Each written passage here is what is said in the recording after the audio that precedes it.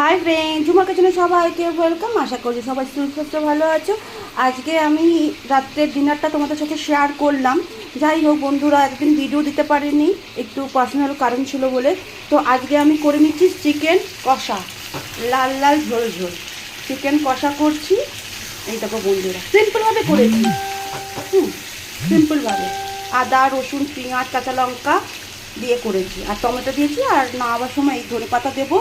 আর আজকে ডিনারে রয়েছে গরম গরম হাতে বানানো রুটি। দেখো বন্ধুরা, কেমন হয়েছে আজকে আমার ডিনারটা প্লিজ কমেন্ট করে জানিও।